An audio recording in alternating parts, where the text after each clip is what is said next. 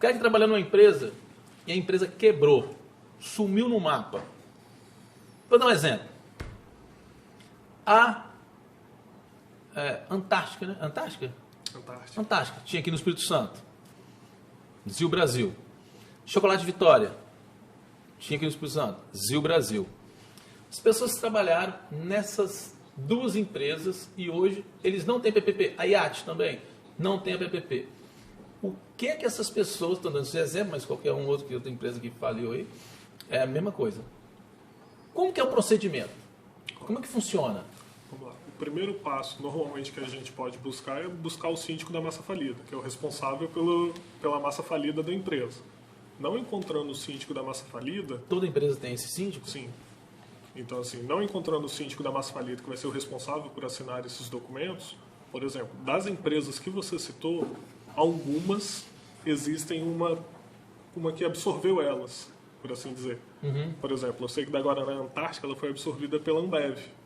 Inclusive é o caso do nosso colega que trabalha lá no... Uhum. Okay. Entendeu? Então, assim, nesse caso que tem uma outra empresa que absorveu essa, eu posso reclamar a essa segunda empresa na justiça e pedir para que ela emita o PPP para mim.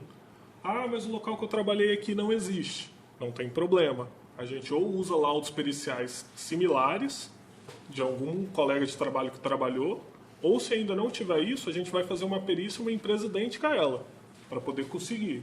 O que importa é, o trabalhador não pode sair prejudicado nessa relação de extinção da empresa.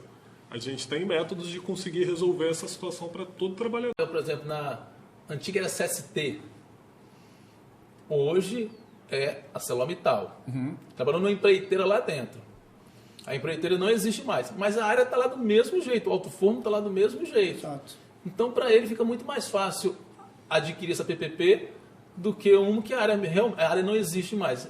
Aí como é que faz? Ele procura um advogado previdenciário, conta a história dele e entra na justiça. Como é que funciona, Rodrigo?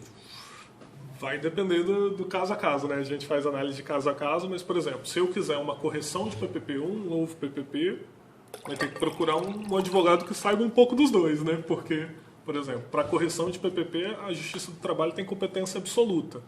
Somente na impossibilidade da gente conseguir produzir essa prova na Justiça do Trabalho que a gente já entra direto no INSS. Por exemplo, algumas empresas que encerraram e que não tem outras que assumiram. Algumas das empreiteiras da Vale, por exemplo. Eu não consigo acioná-las na Justiça do Trabalho porque elas já encerraram. Então aí a gente vai produzir essa prova direto na Justiça Federal contra o INSS. Somente na impossibilidade de acionar na Justiça do Trabalho, entendeu?